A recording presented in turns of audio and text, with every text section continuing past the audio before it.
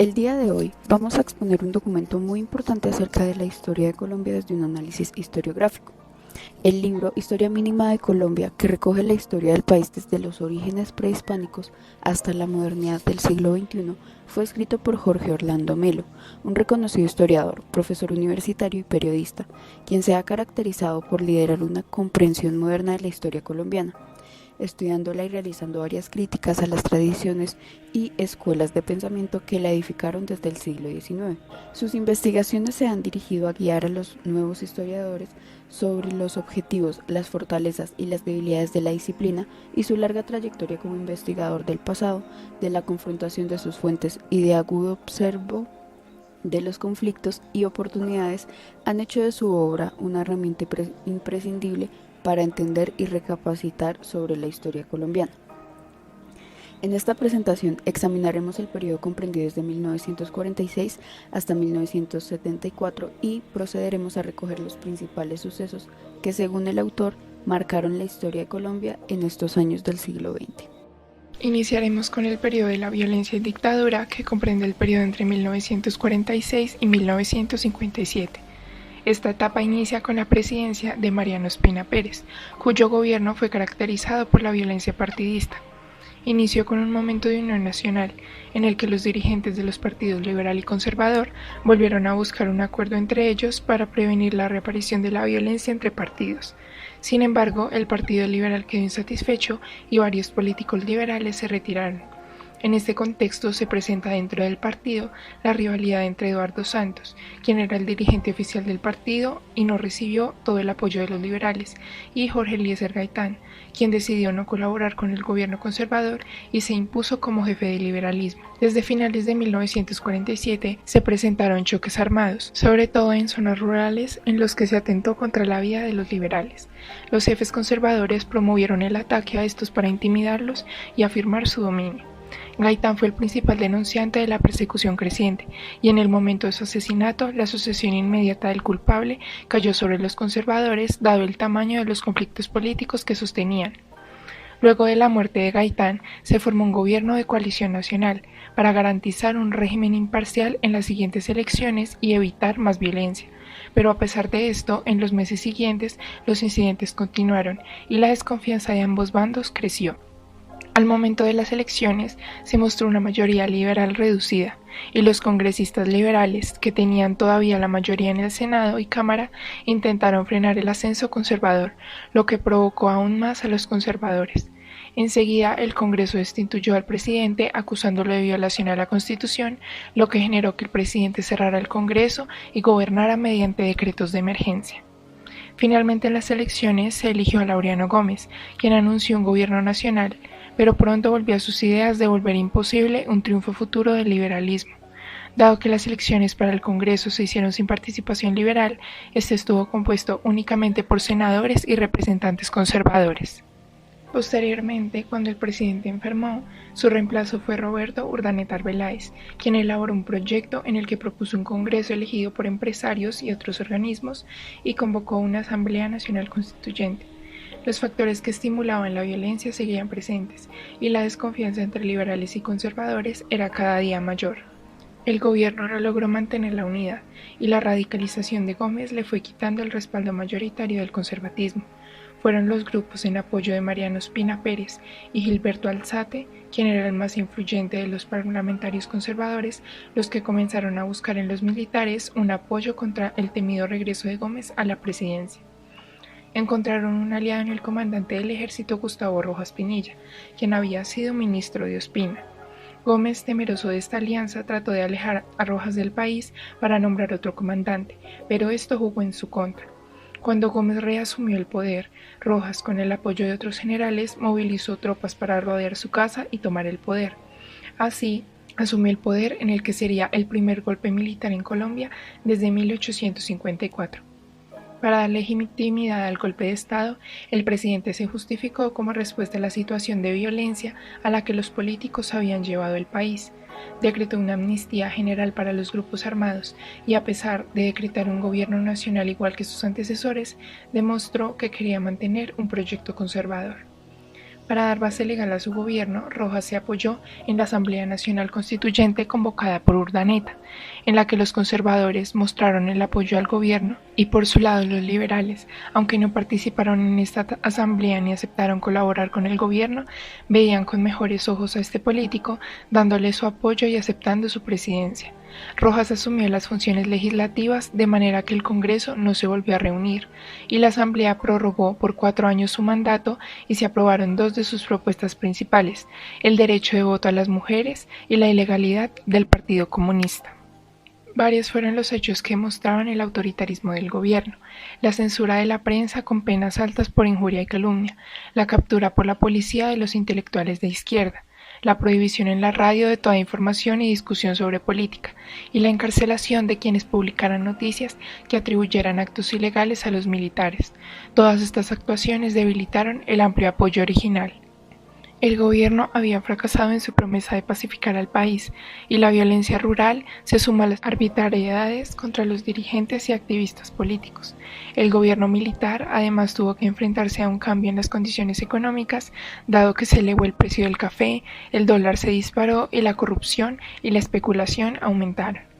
Frente a un gobierno sin apoyo y que debía definir la sucesión para las próximas elecciones, los dirigentes tradicionales sintieron que había llegado la oportunidad para regresar a la democracia. Este rechazo común a Rojas unió a varios viejos enemigos, quienes hicieron la declaración conjunta del Pacto de Benidorm, que estipuló que ante el abismo social, la corrupción, la destrucción de la democracia, había que reconstituir la república y devolver el poder a sus fuentes populares con un gobierno de coalición. Las maniobras del gobierno que buscaban reelegir a Rojas para el siguiente periodo presidencial eran congruentes, ya que el gobierno solo contaba con el apoyo de las burocracias militares y civiles, algunos funcionarios conservadores y unos pocos políticos socialistas sin impacto popular. Junto con la desaprobación del gobierno por todos los gremios de la sociedad, los militares también rechazaron la reelección. A pesar de esto, el 8 de mayo la Asamblea Nacional Constituyente, en reuniones casi clandestinas, reeligió a Rojas por 4 años más. Los jefes militares enseguida presionaron a Rojas y este, después de una leve resistencia, renunció y nombró para su reemplazo transitorio a una junta de generales. Rojas había sido un gobernante autoritario e ilegítimo, pero no había tenido ni la voluntad ni el respaldo militar para establecer una dictadura integral, y como había ocurrido en 1854 y 1909, la alianza entre los dirigentes políticos de los dos partidos permitió frenar a los dictadores y presidentes que intentaron fundar el poder en el ejército, y como entonces el dictador prefirió renunciar y salir del país antes que enfrentarse a una nación que parecía unánime en su rechazo. Luego de la renuncia de Rojas Pinilla en 1957, hubo una alianza entre conservadores y liberales. Sin embargo, para darle legitimidad y junto con la junta militar a cargo, se realizó un plebiscito en el que el 94.4% de los ciudadanos estuvieron de acuerdo con la coalición del Frente Nacional, aunque esta limitara el poder político de los mismos ciudadanos, ya que desde 1958 hasta 1974 habría una alternancia entre los dos partidos para ocupar el cargo de presidente, además de una paridad en el Congreso. La coalición empezó con Alberto Lleras Camargo, un liberal que estuvo desde 1958 hasta 1962. En su gobierno hubo una reducción de la violencia, ampliación de la educación elemental, entre otras, además de la iniciativa de la reforma agraria, con la que posteriormente se crearía el Instituto Colombiano de la Reforma Agraria o INCORA, que le daría un nuevo manejo a la tierra y atendería los derechos de los campesinos. Sin embargo, la dureza de Lleras Camargo para enfrentar huelgas y o desórdenes urbanos le hizo perder el respaldo de los grupos de izquierda, y la ruptura de las relaciones con Cuba por su política exterior asociada fuertemente con Estados Unidos hizo que perdiera el apoyo de los que simpatizaban con la revolución caribeña, considerándolo un enemigo de las reformas sociales. Por otro lado, el origen de grupos guerrilleros se ubicó tanto en el liberalismo como en el Partido Comunista. Del liberalismo surgió el movimiento revolucionario liberal encabezado por Alfonso López Miquelsen para enfrentarse al Frente Nacional e invitar a una revolución social contra las oligarquías y el imperialismo. Muchos jóvenes de ciudades, estudiantes y o profesionales pensaron en promover una revolución armada, por lo que entre 1959 y 1963 varios grupos se lanzaron insurrecciones urbanas y rurales, pero fueron rápidamente derrotados debido a la poca experiencia de combate en el campo. En contraste, el Partido Comunista y los grupos guerrilleros bajo su influencia sí contaban con esta experiencia de combate en el campo. Habían sobrevivido en 1955 y en 1964 a los violentos ataques militares contraproducentes contra Villarrica y Marquetalia. Se formaría así el ELN en 1964, las FARC en 1966 y finalmente en 1967 el EPL. Volviendo con la cronología del Frente Nacional, el siguiente presidente fue Guillermo León Valencia, desde 1962 hasta 1966, un conservador el cual el texto era un aristócrata provinciano sin programa social. Con respecto a la reforma agraria, su ejecución quedó a cargo de León Valencia. El INCORA se concentró en promover la colonización de baldíos y en tratar de recobrar las propiedades que no habían sido explotadas, premiando a los colonos por desmontar el terreno, o sea, destruir la selva, para cuando el lote estuviera abierto se les comprara la mejora. Además, este instituto construyó un sistema de riego que buscaba promover la agricultura comercial de pequeños y medianos propietarios, más productiva y moderna, y a la larga más favorecedora a los grandes propietarios, ya que los beneficiarios originales de la distribución de tierras vendían sus lotes y derechos ante las dificultades de cubrir sus obligaciones con el INCORA. En 1966, pese a la agitación radical y social evidente, el pueblo dio su voto de respaldo tanto a los moderados del MRL encabezado por Michelsen como al candidato oficial Carlos Lleras Restrepo, representante de ideales reformistas y gradualistas liberales, aunque al final, con una gran mayoría, Lleras fue elegido para el periodo desde 1966 hasta 1970, que gobernó a pesar de las restricciones del modelo constitucional.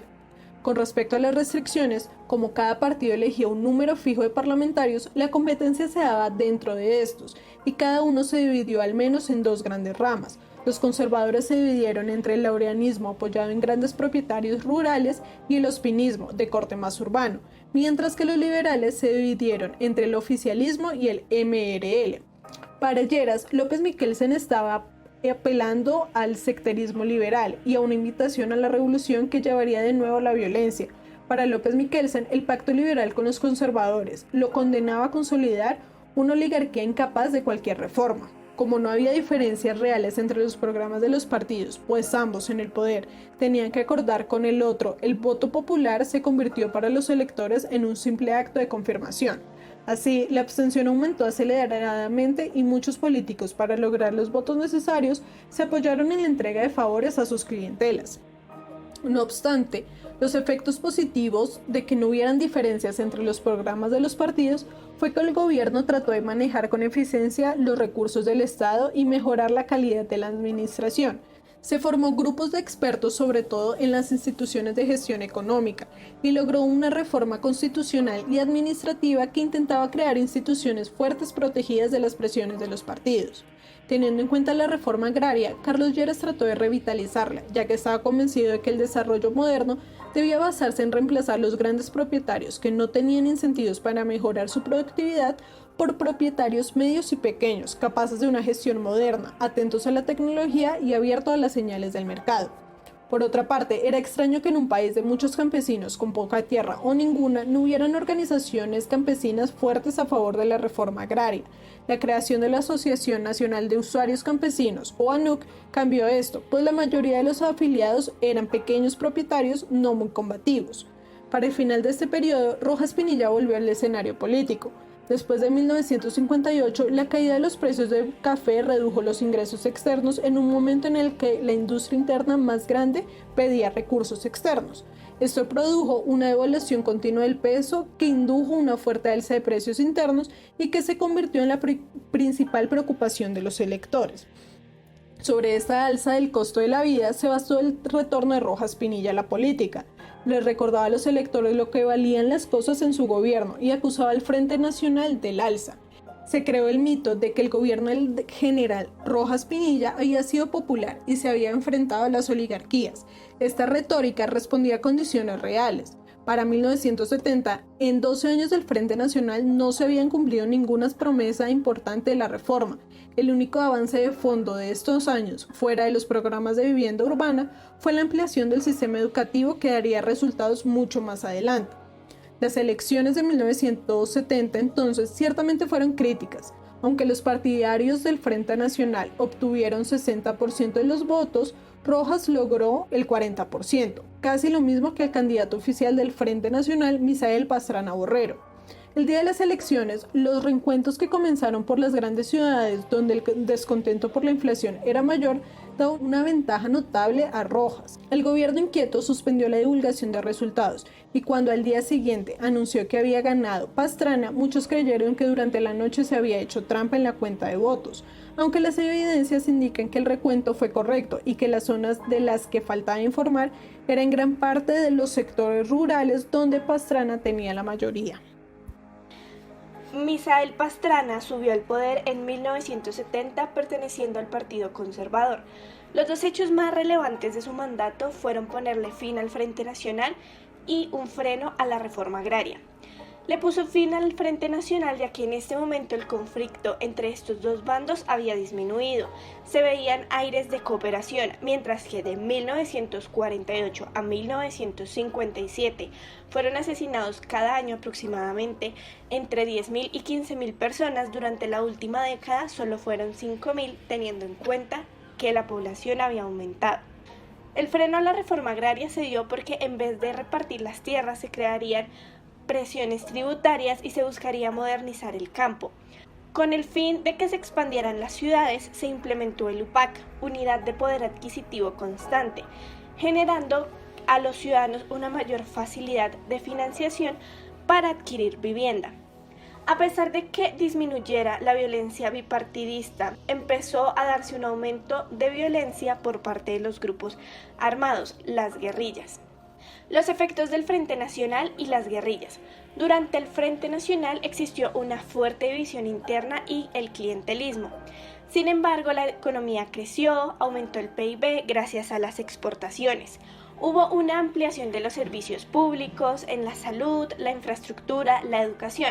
Aunque existiese una intervención por parte del Estado, se buscaba garantizar un ambiente confiable para la inversión y la empresa privada. El dinero de los impuestos básicamente se usó para financiar aparatos políticos y subsidiar a los más pobres.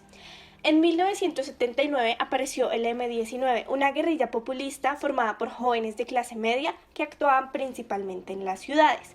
Por otra parte, las FARC y el ELN encontraron nuevas formas de financiamiento, ya fuese narcotráfico, extorsión o el petróleo. Entre 1989 y el 2000, la violencia en el país se disparó. Los protagonistas de esto fueron las guerrillas, los paramilitares, los carteles de la droga, dejando como resultado miles de fallecidos.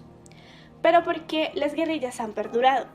Básicamente, algunos de los líderes de las guerrillas, muchos de ellos habían participado en las guerrillas liberales y contaban con el apoyo de campesinos, o en muchos casos se les forzaba a apoyarlos. Otra era que el lugar donde ellos se encontraban era muy montañoso y de difícil acceso para el gobierno. Y pues gracias a las nuevas formas de financiamiento que ya se nombraron. El último tema que aborda el autor es el narcotráfico. Durante el inicio del siglo XX se declaró ilegal el consumo de la heroína, cocaína y marihuana. Consecutivamente, entre los años 1941 y 1947, se prohibió el cultivo de estas, principalmente en la zona del Cauca. A partir de 1960, y gracias a la demanda de la marihuana por parte de los estadounidenses, se comienza a cultivar en la zona de Santa Marta y La Guajira. Al ver que esto era un negocio para hacer dinero fácil, para los años 70 se crea el Cartel de Cali, al cual le sigue Pablo Escobar y su primo 6 años más tarde. Carlos Leder establece una red de contrabando en las Antillas apoyado por Pablo Escobar. Durante 1976 y 1982, el poder de estos grupos alcanzó niveles exorbitantes, comprando o asesinando a la autoridad. Un caso de esta ambición fue la búsqueda o el intento de Pablo Escobar por pertenecer al Congreso, siendo rechazado por primera vez por Galán y aceptado por López Miguelsen. Tanto el gobierno de Pastrana como el de López fueron incapaces de combatir al narcotráfico, lo que finalmente condujo a que Estados Unidos ejerciera una presión sobre el gobierno para que pudiera combatir, puesto que existían fuertes índices de corrupción institucional y habían sido ineficaces en su trabajo. Gracias.